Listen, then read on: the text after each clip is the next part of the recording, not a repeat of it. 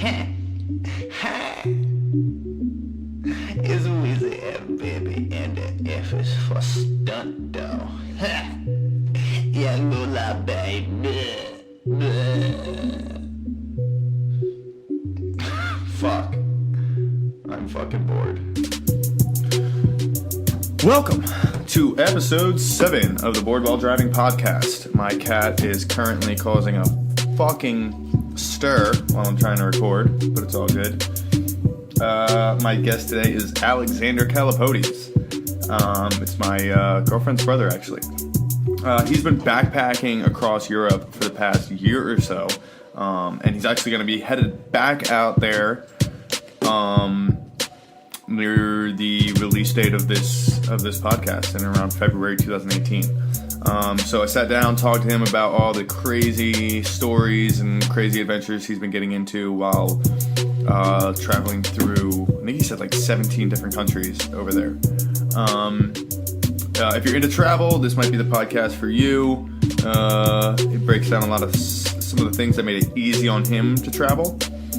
So without further ado, I give you Alexander Calapodis. Enjoy. Keep your eyes on the road, fuckers. So, Alex, we are finally doing this, and you are visiting your hometown of Los Angeles from where you've been living a crazy life for the past, how long now? For over maybe about 3 years. I've been gone off and on. Backpacking and traveling across Europe? A little bit. I mean, yeah. I was living up north in Washington for about a year and a half before I went to Europe. And then Right, so you were telling me earlier that you went to Greece when you were younger. Yeah. When I was 17, my dad got me a one-way ticket to Greece. So he said, hey, go have fun? Yeah, so I just went there and hung out, and I ended up staying and joining the Greek national team in fencing. And I fenced with them for, when I was there. And then, and so that was pretty cool. It was nice. Nice. Yeah. And so you obviously have family over there, so you've taken a couple of trips over there in your throughout your childhood and then obviously now into adulthood.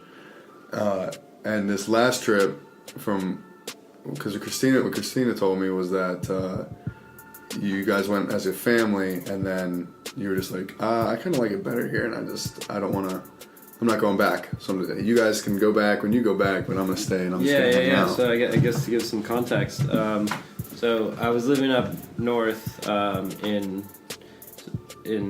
Washington, and my aunt had decided that she wanted to go back to Sweden to visit all the extended family that we didn't know really existed because we thought our family was pretty small, and meeting all the Greek side.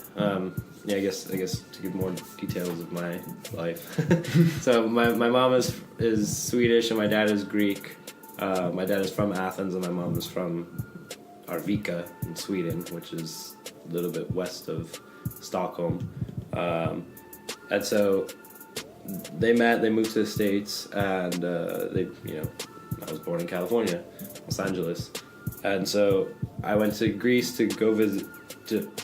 It was after I finished high school. I went to go just live there, just because I wanted to go and travel and see Greece more and be Greek. And then afterwards, I came back and I worked and I traveled a little bit around the States. And then about 3 years ago, I went up north to Oregon, and I was in Portland and in Washington, and I ended up living there for 5 months, and then I went to Italy for 2 months, and I came back to LA for maybe another month or two, and then after that year, I was in New York and Utah and a bunch of other places, and then I ended up moving back up north in Washington and Oregon, and then finally I went to Sweden to meet the Swedish side of the family. And so there the trip was scheduled for 10 days, and I ended up staying on day number 8. I said, see you guys later. I'm not going to come back with you guys. So I stayed, and I stayed in Sweden for about 3.5 months of the trip, and then I traveled through 15 other countries, just kind of like zigzagging a little bit. Can you name them all off the top of your head? Totally. Well, I started in Sweden, and then, you know, went to Norway for a day because Sophia wanted to go there. We didn't really see much, but, you know, a day, whatever. Yeah. Just so Sophia can say that she has been there. And then I have Denmark. Went to, after that, I went to Poland. And then from Poland, I started taking buses across Central Europe and down into the Balkan region. So after Poland, it was Czech Republic, Slovakia, Austria, Hungary, Croatia, Bosnia, Serbia, Montenegro, Albania, Kosovo, and Macedonia, before flying back to Sweden, which is where I live now, and then coming back for the holidays here in LA.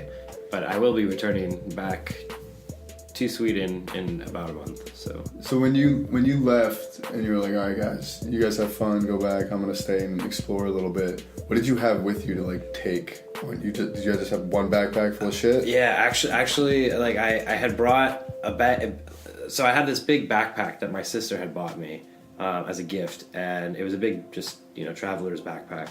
And I had filled it up with a bunch of stuff, and after I finished packing everything that I had like accounted for, you know, that I had allocated for it, I was like, wow, there's so much room still in there. So I just kept putting more stuff in there, and I ended up taking this big heavy bag with me, and I was traveling with it, and I was like, man, this is terrible. So before my family all left, I told them to take, you know, half the stuff. So I ended up giving half of, you know, my clothes, like a bunch of shirts and random things that I knew I wouldn't use, back, and sending that back with them. Then after that, I just kept the bare essentials, kind of like. Yeah. But through my travels, the further I got deeper into those countries, I ended up like losing more and more stuff. But one of the funny parts about the travel experience was that I had a bunch of winter clothes, because I had originally started in winter, where I started at the end of summer, fall. In Sweden, and then like I went through all of winter with these winter clothes, and then all of a sudden I was in, you know, this summer comes around, and I'm like in these countries, and I'm carrying all this like winter gear, and everybody's like, aren't you hot? It's like, yes, incredibly, like wearing thermals and stuff like that. And it's like why don't you wear t-shirts? And I'm like, oh, I'm gonna throw these away, you know, I don't need them. And everybody's like, no, that's dumb, you'll need them. And then all of a sudden I find myself in Sweden again, and it's really cold, and I'm like, oh my god, I'm so glad I brought I kept all of that stuff with me. But now when I go back, because I still have more travels that I want to finish, and I want to see many other countries. And I have a certain strategy mapped out in my head. So on this next route, it's actually going to be traveling with a lot less things, and a lot more useful equipment, such as like a hammock, sleeping bag, and like a small tent. So you didn't have any of that stuff? I did not have any of that, no. You were just depending on the charity of strangers and whatever you could scrounge together in hostels and stuff? Yeah, not quite like that. I mean, when I was in Sweden, the way I went to Poland was I was working with these two Polish guys that they worked at the apple orchard that I was picking apples at and making like apple juice. And they, you know, they were really cool guys. And there was a guy that I didn't really work with personally, but I had met him, and you know, and he worked at a different orchard, and he was like, if you come to Poland, I will have everything for a party. Please come to Poland, and I will host you. And I was like, okay, well, I'll see. And so the guys, they were like, you know, we're going to Poland, you should come. So I said, all right, fine. And so I ended up jumping on a ferry with them and went to Poland. And I spent maybe a month and a half there. And before returning back to Sweden for Christmas and New Year's, and then flying back to Poland, and then starting the long trip. Right. But while I was there, I ended up having some friends, so I ended up seeing quite a bit of Poland, because I had some friends to to branch out from, because they say, oh, here I have some friends over here, I have some friends there. Oh, yeah, we're going to drive here, so they kind of schedule some of the trips. So I got to see lots of different cities in Poland because I knew people there, which is kind of important when you travel, right? Like, is you want to have an authentic experience, unless you just want to go and take pictures, of buildings and say, oh, I've been there and I ate the food there. But, yeah. If that's all you care about, then I saw a Yelp review of that's okay. That's fine definitely too. Knowing but, some locals. But if you want to really get it in depth, you need to know who the locals, because they tell you certain jokes about certain things, and they explain how why certain flavors of foods and whatever it is, and why this is a custom here and whatnot. Yeah, they really get into the nitty gritty of the culture. Exactly. So and so from that, then after that, I went to so like I said, I went back to Sweden, went for Christmas and New Year's, hung out with the family that we had there, and then I went back to Poland. And from Poland, which I actually had a filmmaker who's a good friend of mine. So I went to go visit him because he was in a different Polish city. So I went and met up with him, hung out with him and his girlfriend, and got to see his city, and we went to Warsaw and some other stuff, and that was really fun, and they were really cool guys, And so from there, then I started taking buses to pretty much all the major capital cities in Central Europe, such as Prague, Bratislava, Budapest, and Vienna. So I took buses there, and I stayed at hostels. And now I didn't really meet any locals. I mean, I did here and there, and outside when I was doing things and at bars, but it wasn't really quite as in depth, I think, as I would have liked, or as a lot of people want to have. So I ended up afterwards. A lot of it was a blur too, because I was just drinking all the time because I was staying at hostels. So literally you show up at the hostel and everybody's like, let's go out and drink, and you're like, okay, fine. So you know that you're there and you remember certain events and certain things, but you're just really wasted all the time. So you never really quite remember a lot of it, and you don't really, you're hanging out with all these other foreigners, so it's not like you're really getting an authentic experience from the right, because everyone's just traveling just like because everybody nobody knows the cool places to go. You're going to the same touristy spots, the places that are probably overpriced and whatever, just whatever people pick up during the day. Oh, I heard maybe this spot, everyone goes. Exactly It's a hit or miss. So after that, and I was just kind of moving south. I was actually on my way to Greece because I thought I had lost my Swedish citizenship because I didn't have a letter that says I could keep it when I was in Sweden, and so they didn't issue me a passport. So I was kind of worried, so I was actually just going to travel and take my time and go all the way down to Greece, because I know I can go to Greece to get my citizenship there, but the thing was, you have to join the military for 9 months in order to get it, and it's really complicated and it sucks. So I was trying to avoid going to the military during summer, so that's why I was really going really, really slow. But that was around February when I was in Central Europe. Mm-hmm. So after that, then I ended up meeting a guy in Austria, a Croatian guy who was really, really cool, really, really fun, really friendly guy, and just a good human being. And he told me, he said, oh, and I was kind of deciding on where was I going to go next, which direction. And he was like, oh, you should go to Croatia. My country is so amazing. I will introduce you to friends and whatever it is. And you'll stay with my girlfriend and this and that, blah, blah. And I was like, oh, okay, that sounds interesting. And Croatia, everybody always talks about how it's such a beautiful country and this and that. Yes, so I said, of course, maybe I'll do that. So that was at Friday night at 11:30, having a discussion about going to Croatia, maybe, possibly. And then around 11 o'clock the next morning, I was on a bus to Croatia and just decided to roll with it, pack my stuff and just left. And so I went to Croatia, and in Croatia I was taking some buses, which ended up being cheaper because in Croatia things, you're in the Balkans and everything starts getting a little bit cheaper. I mean, Hungary is really cheap, Prague's really cheap in comparison, Poland as well, all those countries are cheap. But you're just kind of Croatia's actually, now that I think about it, it's a little bit more expensive just because it's a very popular country. But Yeah. but it's still cheap, right? Taking buses and stuff around the country is relatively cheap. So I started doing that, but then I also started doing this thing called BlaBlaCar, which is like a ride sharing app that they have. Uber for Europe. Kind of, and it just says like, oh, I'm going from this city, I'm in this city, and I'm going to this city. So if you want to ride, you can pitch in for gas and blah blah. Ah. So I started taking these, the BlaBlaCars. We don't have that, I don't think. We do, but I don't think it's as popular. Maybe. Yeah, that's interesting. Yeah. Probably a lot more interstate travel over there because everything's so much closer. Totally.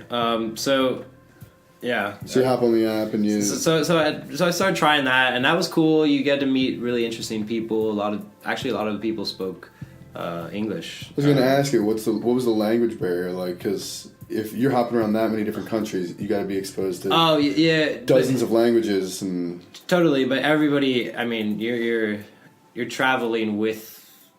In popular tourist routes, so everybody in the city, major, and especially the center, for example, like Prague city center, like everybody there speaks English because they have to deal with the tourists there, and it is kind of like Times Square in a sense, like big buildings with all these ads and whatever it is over there, just in that McDonald's and whatever it is, and then So you got by, wasn't that? But that like difficult? Outside of that, when you start venturing outside of the city center, then you start running into people that don't speak English. But even that wasn't bad. And the thing is, I communicated with many people through my trip that I didn't speak any English with. And the thing is, I ended up having good conversations with them, let alone I actually understood what they were saying. At least I hope I did. But the thing is, like, we talked and we spoke to each other, and it was like we understood each other, and we both knew we were answering each other's questions with people that spoke English and whatever mother language, and they were like, "How are you guys able to speak the same language but not actually understand each other or whatever?" Yeah. So it's pretty crazy.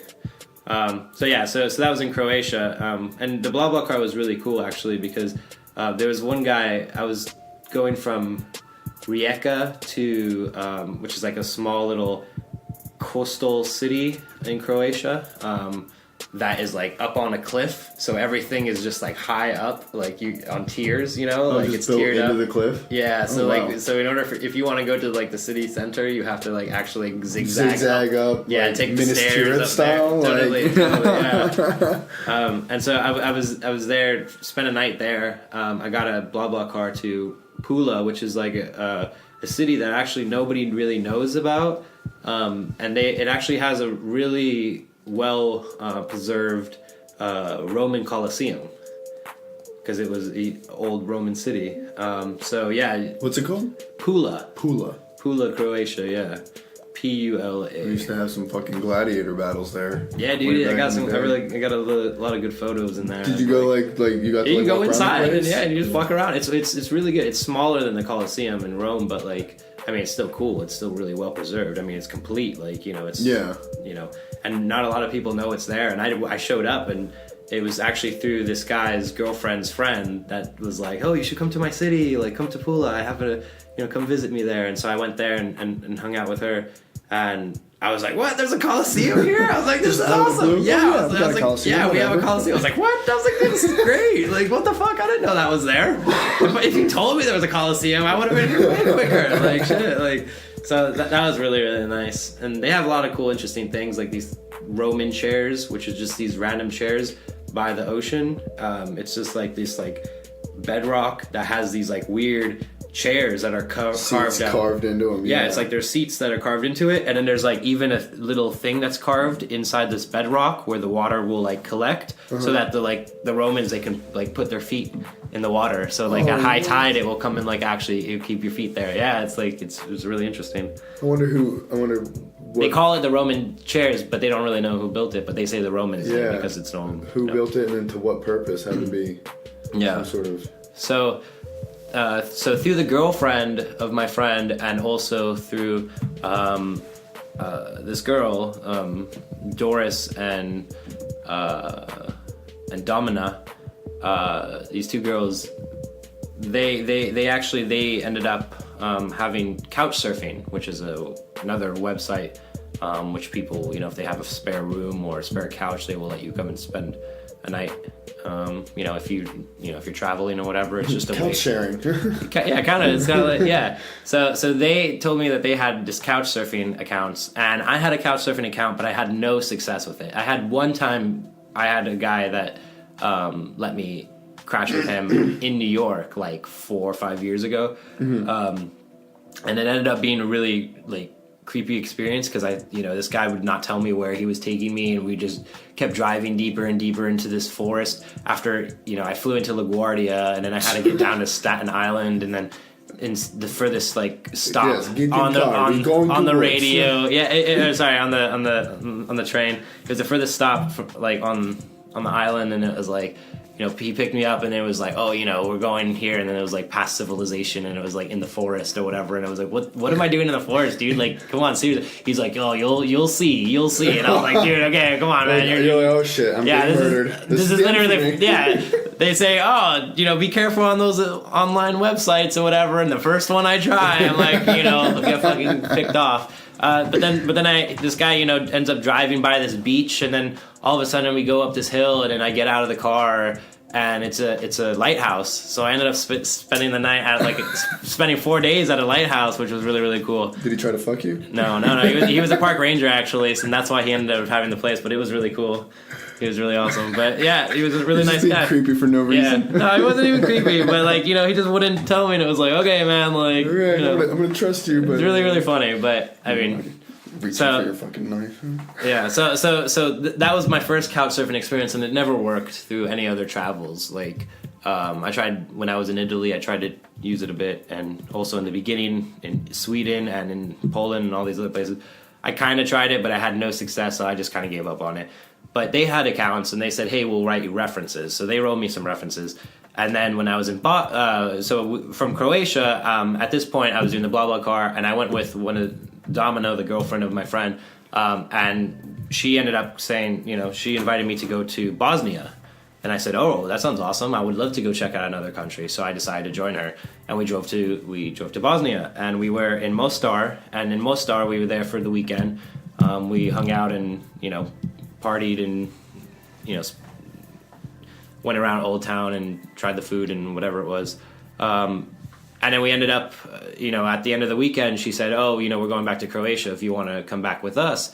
And I said, no, you know what? I'm just going to stay here, and I'm going to see what happens. So I went on couch surfing, and I sent out 2 requests to 2 people, to a girl and then one to a guy. And I said, well, let's see what happens. If this works, then I might stay with this, and all right, that will change my travel experience. Yeah. And if not, then whatever. Then, I'll figure something out. I'll find a hostel or whatever. And all of a sudden, this girl, she said yes to my request, which is crazy because, no girl on couch surfing will ever say yes. Yeah. Or very rarely they do, because they don't want, a guy there. Random guy coming in. It's maybe they feel very threatened and, let alone if it was a girl, every guy will say, please, yes, you come to my house, oh, I only have this one bed, I'll sleep on the floor, they'll give it to the girl, no problem, but for a guy it's much more difficult. And I spoke to lots of travelers, and they say the exact same thing, so they know. So this girl replied, and she said yes, and I was what, this is crazy. So the very first time that this couch surfing experience worked, I ended up meeting this Argentinian guy who coincidentally stayed at the apartment with me, and we hung out, and he was telling me about how he was traveling, which he was doing through hitchhiking. And that was really, really amazing to me, because I was well, that's it's something extreme. That's something that they always tell us in America. It's oh, you never hitchhike because you never know. You never know who it's going to be, and this and that. And so I ended up, and actually there was another guy, an English guy that came, and he ended up staying there with us at the same time. And so when we ended up leaving, the Argentinian guy and myself, his name's Martin, we ended up leaving, got picked up by a truck driver in Bosnia from Mostar to Sarajevo, And this guy was really cool, really friendly, really chill. He ended up buying us like, food with this kaimak, which is the type of cheese butter like thing that's really, really good, and bread and yeah. And so just people, and they end up going out of their way like for you, which is really it's really nice of them. So he ended up like picking us up. We got dropped off in Sarajevo, where we were staying with this Turkish guy, do this couch surfing, which at this point I was like, okay, I'm only going to try to travel by couch surfing and by hitchhiking, because that's you staying and you're traveling for free. Yeah. You're only paying for food pretty much, right? So I and it was kind of an eye-opening experience, and kind of like, whoa, this is a whole new way to travel, you know? So I started doing that, or at least deciding that I would do that. And so this English guy that was in the same place in Mostar with us, he ended up he was a hitchhiker as well. He ended up hitchhiking the following day and ended up getting picked up by the exact same truck driver and got dropped off. And then he ended up coming to the exact same house that we were at and was like, dude, this was like, oh shit. Yeah, we ran into the same people and everything, and it was really strange and kind of funny. So that was cool. Small world, very small world. And so from there, I ended up hitchhiking with this Argentinian guy, Martin, north through Bosnia, through many, many towns, and then all the way up to Banja Luka, Serbia.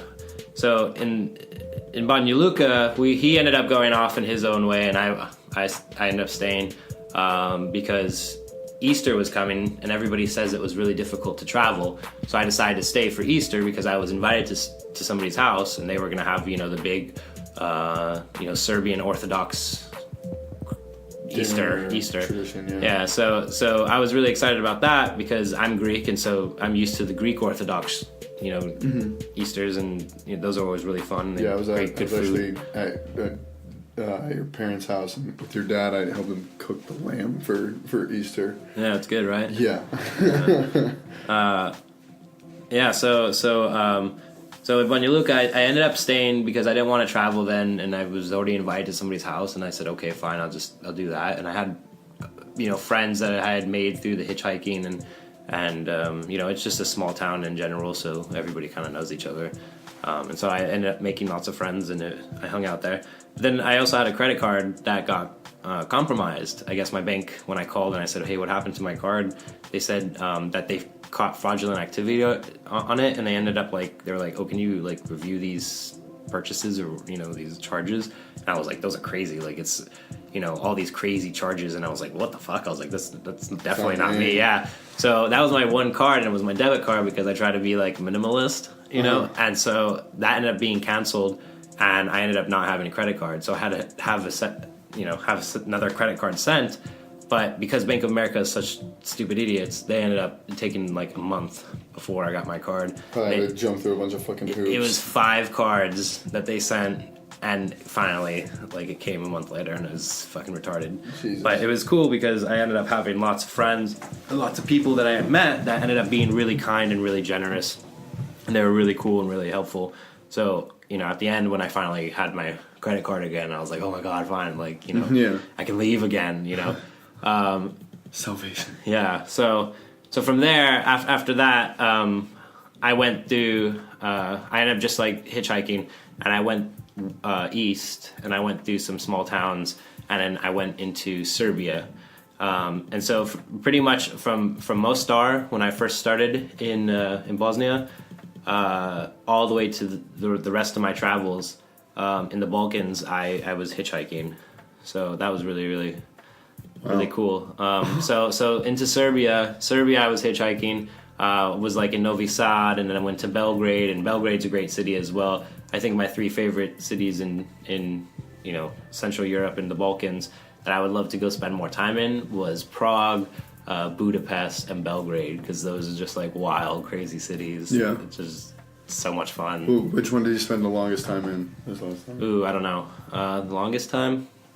Maybe Budapest, maybe I was there for maybe 2 weeks maybe. And in Prague I was there for maybe a week and a half. Belgrade, I think I was only there for 4 days or 5 days maybe. Oh, yeah, sure.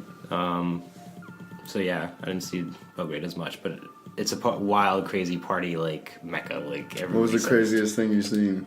In Belgrade? Belgrade, Prague, anywhere. Craziest thing. I don't know about craziest things that I've seen, but...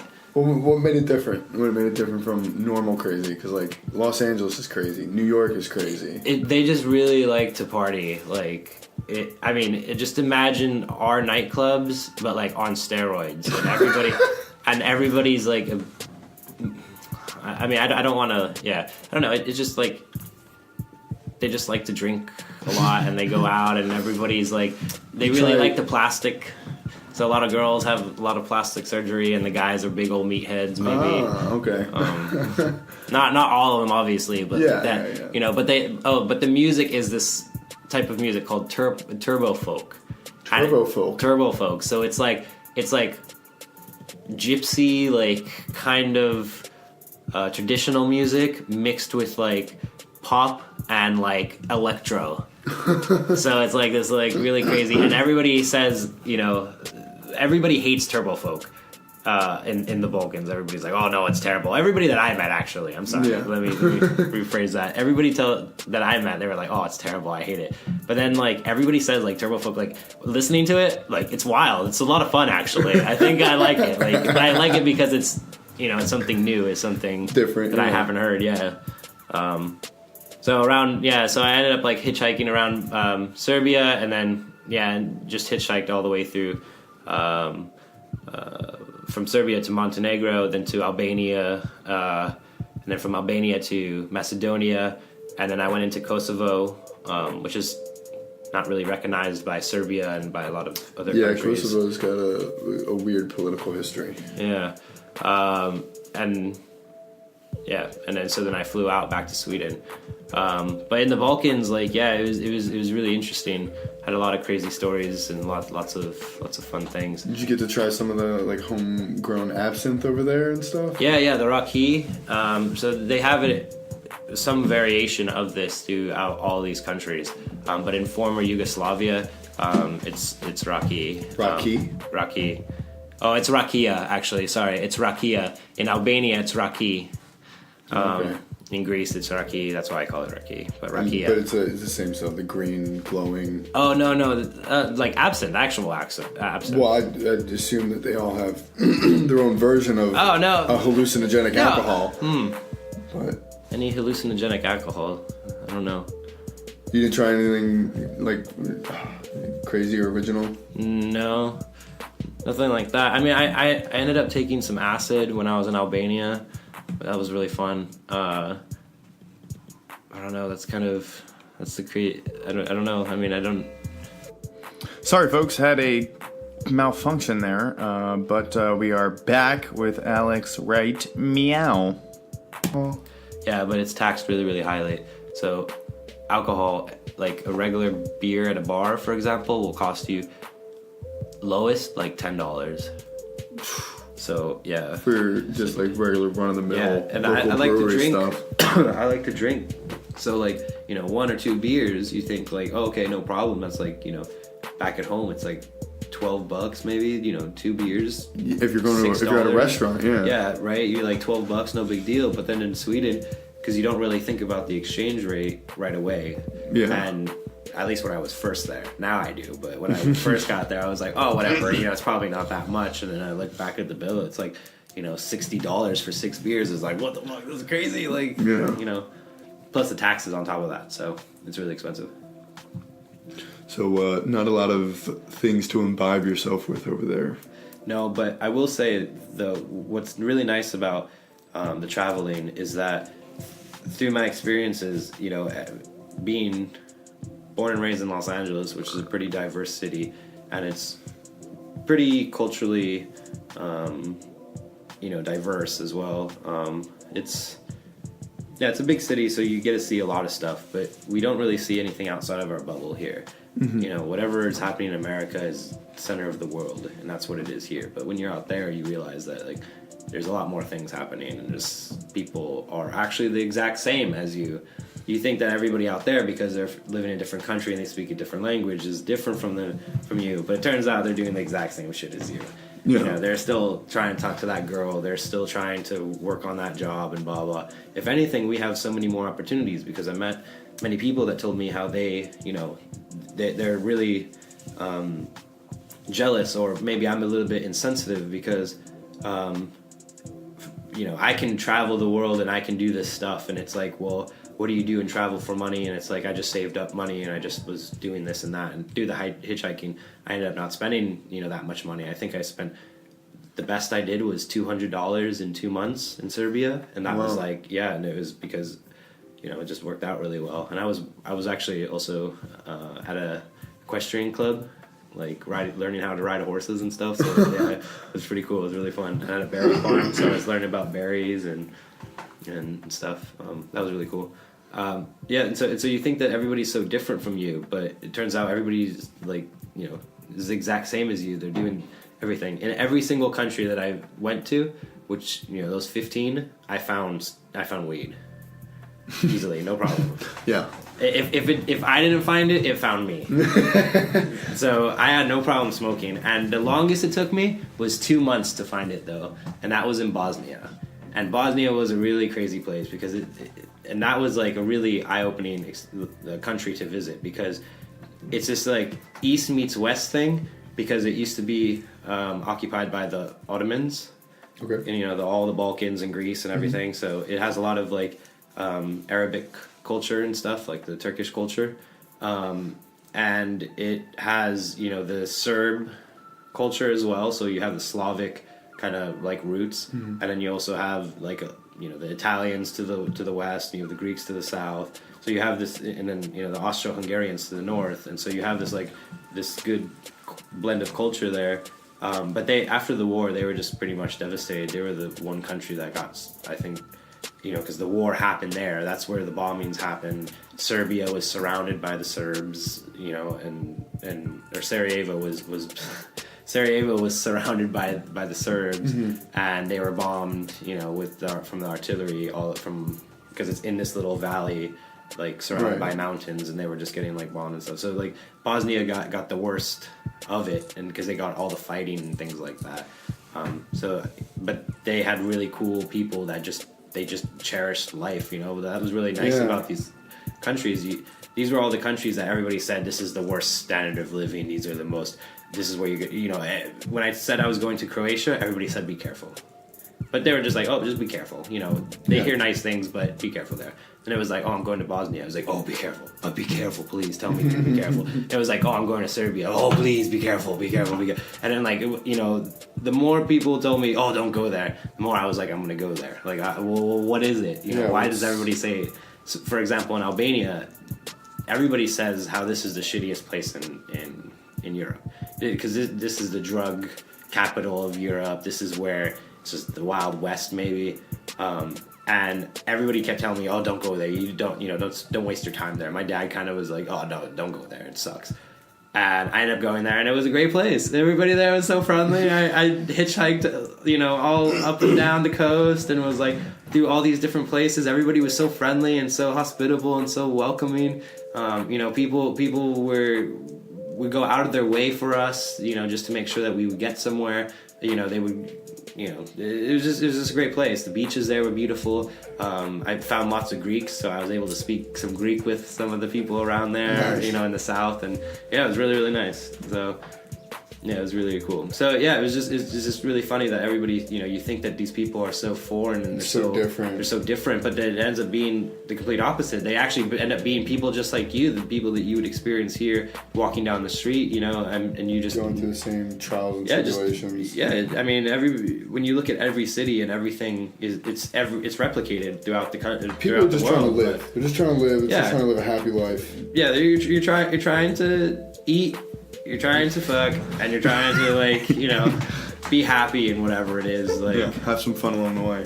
So, we're not so different, and it's really nice. But for my future trips, so what's on the schedule? You said you're gonna pack lighter. You're gonna try and be minimalist, but you're gonna bring some more essential gear. Yeah. So it sounds like there's gonna be some camping in your. So I'm gonna go a lot more rugged on this next trip because I discovered the hitchhiking and the couch surfing. I was also doing some work away, so it's like you can stay at a organic farm or I did a goat farm, I did a hostel, and I did the equestrian club through the Workaway. But they have many different things. They have surf schools. And they have Is there like a things, mandatory for those programs that you have to like work so many months? Oh yeah. I mean, you just go there and you volunteer your time pretty much. So they give you a bed and then they give you breakfast or like 3 meals a day or something like that, and you just help around the farm. Yeah. Do whatever they ask. Good deal. Yeah, it's nice. It's a great way. It's a great way to travel for free. So you go there, you just help on a farm. You're in a small town, but it's in the center of 2 major cities, so you can go back and forth and still see. Go explore. Yeah. I mean, you're not. I mean, I think the most you work is like 5 hours a day. Like, so you still have the days. You only work like 5 days a week, if that. Some places they say you work 2 hours the most, and you can work only like 2 or 3 days a week. So it really depends. So with that in mind, and the hammock and the sleeping bag and the small tent, just the basic kind of gear. My plan is that I'm gonna go back to Sweden. I'm gonna hang out there. I'm gonna work there for a little while, finish up the year. I'm gonna come back probably to visit here, just for a short time, maybe a few weeks. I'm gonna go back to Sweden, and then from Sweden I'm gonna go either to Norway.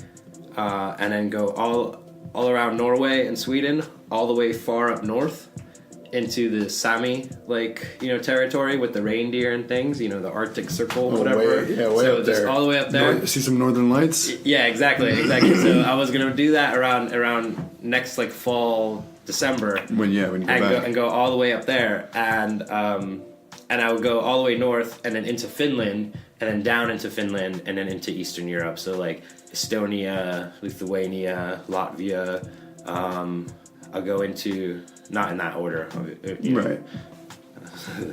On a map, they look a little bit different.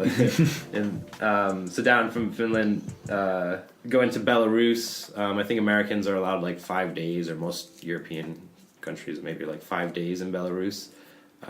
So into Belarus, Ukraine, into Ukraine, Moldova, Romania, Bulgaria. I want to do Turkey, into the Caucasus region, so Armenia, Georgia, Azerbaijan, and then from there I want to go and check out North Africa, so Egypt and Tunisia and Morocco. The eastern borders of a lot of those countries you just mentioned happen to be in actual sketch territory. Yeah, I mean, I don't know. That's where, as you start getting closer to Georgia and... Yeah, but that's next to Iran. That's the next neighbors. Yeah, well... Yeah, but whatever. I mean, I don't know. I don't know why... That's not a bad place. I'm pretty sure... No, but that is the most active region in the world in terms of... but so what? I mean, I have heard lots of friends tell me about how they went there, and I saw, I just know lots of people that have traveled through there, and I've seen lots of the stuff that's going on in the news. And you don't have any trepidation at all? No, not at all. No, why? I'm pretty sure, I'm going to show up there, and it's going to be perfect. It's going to be a nice, calm environment. I'll have a great time. Because, like I said, everybody told me how bad Albania was. Don't go there. Don't waste your time. Whatever. And I was that was when I first planned this trip, when I was in Sweden, and I was like, where will I go? I looked over Albania and Macedonia. I said, why do I need to go to those places? And then and then as soon as I got to Bosnia, I was like, that's stupid for me to not go check it out. I'm here. I might as well just check it out and see if it's good, And Yeah. so then I ended up, I was every place, because all of a sudden I was in one country and I was like, okay, wow, I made it here. And because I was hitchhiking at this point, right? And so I was like, wow, I made it all the way to Serbia. And I was like, okay, now what do I do? It's okay, now I'm going to go through here to this city and this city. I'm going to go to this park. And you go to all these, cool places. And then after that, I was like, okay, where am I going to go next? And I was like, okay, Montenegro. So I went down to Montenegro and I was like, whoa, dude, I made it here. Oh, this is amazing. I was like, what's the next country? What's over there? What's the next one nearby? And I was like, okay, now there's Albania and whatever. And what was really interesting was once I started hitchhiking, when I first started my trip, I was kind of always looking at okay, which city do I go to? All right, I have to make sure I have a place to sleep. So I'm going to make sure I have a hostel every night and this and that. And it was just it was just a very kind of dull way of traveling, I think, because it was more, you take a bus to here, and then you go eat, and then you're sitting there and you're like, well, you go drink with everybody, and then that's all you kind of do, and then, you know, or I mean, that's because that's who I am. I like to hang out and whatever. So, like, you know, you end up just doing that, or I'll go to, like, a park or something, whatever, climb to a castle, and, you know, I go out and do other things besides that. You go hiking and whatever, but that's what I'm just saying. But when like, you limit yourself to buses to major cities and hostels... Exactly. Like, then you're just kind of like, okay, well, that's... You make friends and whatever, but you just don't see the country for what it really is. And then when I started... You don't immerse yourself. Exactly. So, but once I started hitchhiking, you're meeting the locals, and you're meeting many people that don't speak English, and everybody's like, here, you know, get in. And then if they speak English, they're like, oh, hey, what's up, man, blah, blah. Then, you know, you get to, you know, shoot the shit with them, and they're really cool, and they do interesting things. And it didn't matter, like, who it was. Like, you might say, like, oh, was there a specific type of car that might stop? And at first, I thought there was. Because when I was hitchhiking through a lot of places, I always thought, like, oh, okay, definitely, like, this expensive car will never stop for me. This, you know, this Lexus or this, you know, BMW or whatever it is will never stop for me. And there was at one point, I don't remember, I think it was somewhere in Serbia, on my way to, like, Belgrade, and I was, like, I got dropped off by some car from this, like, you know, from Novi Sad to this, like, smaller town, and to the next small town, and next smaller town. And I was, like, just kind of some random place, and was walking down this long dirt road, and it was, like, you know, under these trees, and it was getting darker and darker, and I was like, fuck, I don't know how I'm gonna get out there. And it was like, I just got there, and I started walking, and I was like, I just need to get to the edge of town, and I started walking out there. And it took me maybe, like, 15 minutes to get to the edge of town, and, you know, walking through as soon as I started putting my thumb up, it took all of maybe, like, 10 minutes. I don't think I've ever waited by myself hitchhiking more than 10 minutes. Really? And I was sitting there thinking to myself, like, man, and it was all just really expensive cars driving by, and I was like, none of these guys are gonna stop for me. And yeah, like, I need to wait for gypsies or something, like, you know, like, and then all of a sudden this, like, car just, like, slams on the brakes and then, like, pulls over, and he's like, hey man, you need a ride? I was like, yeah, I'm going to Belgrade. He's like, oh sweet, yeah, I'm going straight to Belgrade, I can hook you up. And then yeah, so he spoke English and everything. He was really cool, really friendly, so that worked out really well. So that was a lot of fun. Yeah, I forgot where we were going with that, but... Well, my point was you don't have any trepidation going that far east. Oh, no, of course not, yeah. Oh, right. So what I was saying was that in Albania, at which point in Montenegro, I was thinking, like, oh, I need a place to stay. I need to make sure, you know, I'm going into now Albania, the most talked about place, the place they said, oh, it's dangerous and this and that, you know. If you're gonna lose a kidney, that's where it's gonna happen. That's where they're gonna kidnap you and, like, sell you to sex slavery and whatever. That's the number one place. Shit's gonna be on the black market. Exactly. And so, like, and I go in there, and, you know, it's the complete opposite. Everybody's really warm and friendly and gracious. And at which point, like, I just kind of thought, like, because I had been hitchhiking for a few months at that point, I just said, fuck it. Like, I'm just going to sleep on the beach. I'm just going to, like, find a place to just, like, hang out and, you know, have a nice view you know, if I can sleep on the beach or someplace in the park with a nice view someplace, or an abandoned building or whatever it is, maybe that would be, like, really cool. Because then you wake up with this nice, like, you know, sunrise, and you're like, wow, here I am in this random place, you know. So that's kind of what I decided. And I went into Albania. It was like, fuck it. Like, I'm just going to sleep wherever I sleep. And the deal with the gear is that, like, hopefully on the travels, since I'm going to be going through a lot of small towns and all this other places, hopefully if I need to sleep on the side of the road, or I find some trees or something, I can just put up a hammock and, you know, take a nap, or, you know, put up a tent just to sleep for, you know, a few hours or whatever during the travels. So and hopefully my brother who was talking about how eager he was to come and join me on my travels, maybe he'll come and join me too. I mean, he says he wants to come and wants to travel with me, and I'm like, dude, I will show you, you know, how to travel really, really in depth and efficiently. You know, yeah, and you'll come back a different person. This will be like journey to Mordor, you know. Like, well, maybe when you're up in Norway and in Finland and all those places, I know Christina, it's on her bucket list to go see the Northern Lights. It's like the top of the list, and so maybe when you're over there, we'll be able to come join you for a leg of your journey. Totally. I think that'd be pretty fun. Yeah, that's it's absolutely wild to, I think, a lot of people listening to this, what you're doing. It's something that I think a lot of people wish they could do. Not only wish they could do, but wish they just did it. Like, not thought too much about it. Sure. But that's kind of the thing about it, is that, I mean, I meet so many people that say, oh man, I wish I could do what you're doing. Like, I would love to travel and whatever. And I have lots of friends that are like, dude, I'm going to travel with you, man. That's awesome. And then I come back, like, you know, after a year, 2, 3 years, I'm like, what's up, dude? You know, do you want to come travel with me? And they're like, no, man, I'm still trying to solidify myself. Still trying to, you know, nothing's changed. Same job, same. Trying to get everything's the same. Incremental progress and whatever. Yeah, and that's what they say, is that they don't want to travel is because they want to, like, solidify themselves first, because they want to have a good job. Once they have the money, then they're going to go travel and whatever. But then you find yourself, like, you know, from 20 years old to 60, which is 40 years of your life, working and never really going anywhere. If you don't go anywhere, not really traveling. Yeah, because when you vacation, it's like what you said. You go to the major city, you stay in a nice hotel that's the same in every country on the planet, and then you wind up going to the same touristy restaurants and the same touristy spots. And you don't get that culture. You don't meet as many locals. You don't.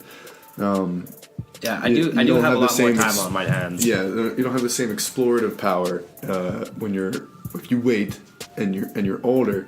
And, you know, for some people that does work out. Some people make a lot of money, and then, you know, by the time they're 35, they can go and just, you know, they don't have to backpack. They can jet set around.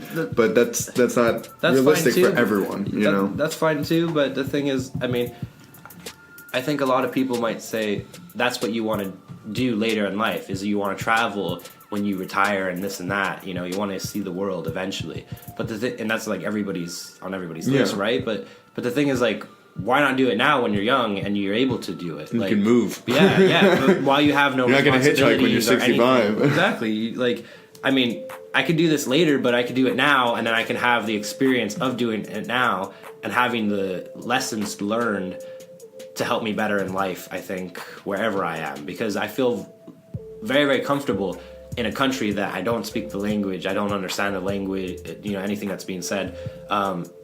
And you're completely lost. You can't call for home. You know, you're just stuck there. Like, I feel completely comfortable there, and I feel very safe there. A lot more so than in certain places of LA. I mean, LA is a lot more, like, hard, I think. And it was really funny, like, going around a lot of these countries, people were like, oh, be careful, don't go down there, it's really dangerous. And I was like, please, like, no, it'll be fine, trust me. Have you heard of Compton? Yeah, like, dude, I walk around fearless. Like, it's, seriously, I mean, it's not that bad. And everybody says it's so scary and whatever, and it's not. Like, you know, through the hitchhiking, people go, but you never know, right? Like, what happens, like, if somebody, it's not going to work for girls and stuff, but I met girls that did it. They were hitchhiking by themselves, like, around the Balkans, around these countries that are really dangerous. They're, you know, hitchhiking through Albania and Montenegro and Serbia and Bulgaria and all these places, you know. So, yeah, I mean, it's not that scary. It's not that intimidating. And the thing is, I believe that nobody, like, that really wants to hurt you, somebody that lacks empathy, why would they stop for you? Why do they care to even, you know, stop for you? A lot of people think, oh, but it's just a murderer. But, like, you know, realistically, it's not going to be. It's not a murderer. Yeah, it's not going to be a murderer. But, like, maybe this guy wants to get laid. Sure, okay. He's going to try something, maybe, because I've heard some stories from other people. So I don't want to say it's completely, like, hazard-free, but it's not happened to me. And I hitchhiked through 7 countries and never had a problem. 5 countries, actually. Yes, no, 7 countries, if you count Kosovo as a country. Which I think we do as Americans. I think they love Bill Clinton there. Yeah, no, yeah. Well, they love us there because we they love Americans. Yeah, militarily we're like tight with them. Mm-hmm. We help them out a lot. So totally. But yeah, no, that's it's. I think a lot of people are gonna. And you don't have to hitchhike. Like, if you don't feel comfortable doing it, you don't have to. Maybe it helps with 2 people. Now, the times that I did it with multiple people, it did take a little bit longer. When I did it by myself, like I said, I never waited more than 10 minutes. Honestly, like, never more than 10 minutes. And many times, I literally put down my bag on the road, put up my thumb, and the first car that, like, is driving by stops. And I was like, sweet. Nice. But, like, yeah, with 2 people, it might take a little bit longer. I think the most I waited with 2 people was an hour and a half. But that was like at different places. Like we were walking. We was like, didn't work there, so we went to another place and tried it there, and then went to another place and then it worked. What's the furthest you had to walk? I don't know. Maybe like a couple miles. Maybe like 2 or 3 miles. Well, that's not bad at all. Yeah, but I've heard about other hitchhikers who've hitchhiked a lot further, and they've had to trek like many miles, and they've had to wait for hours. Like they don't get rides for like 6 hours or whatever. And I was like, dude, shit. I don't know the story. Like, so I hear all these horror stories, but I personally have not had any of those problems. I'm sure you'll get one. So one is coming, and they're coming. I know that they're there, but I can only, speak. That's okay. Good about it. That'll give you more experience and it'll give you more perspective. I'm waiting for it. I'm ready for it, dude.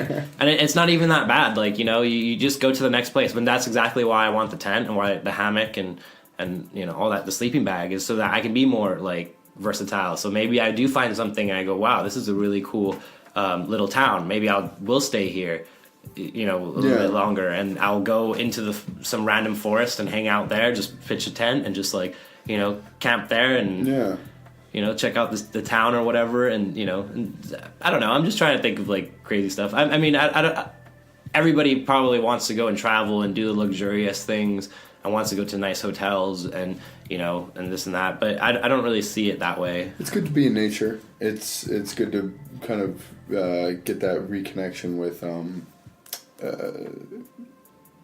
the earth. Sure. I mean, my way of travel is definitely not for everybody. Mine is probably a lot more extreme and like really willing to like put yourself out there and in especially since it was decided with no prior planning. Yeah. No, I mean it's all. I decide right then and there. I go. Yeah, all right. I mean, are you as impulsive in other parts of your? Of course. I actually had a plane ticket that I was supposed to change at least up to 24 hours before. Before I was supposed to do that, which is really funny. Which actually we just figured out now, about a couple hours ago. So we had to cut that one short. Turns out his flight was at 11 a.m. the next day. That's how spontaneous this motherfucker is. Didn't even know he was flying out. So we cut it there. But I think we did a good job getting around to his entire adventure past couple months or so. Definitely gonna have him on again. Maybe on Skype or something while he's over there doing his borderline Middle East tour. So look out for that on the next TravelCast. Follow Boardwall Driving on Instagram and Twitter. On Instagram, our handle is @BoardwallDriving. On Twitter, it's @BWD Podcasts, plural with an S on the end, please. Check out boardwalldriving.com for updates on the show and fun things to look forward to.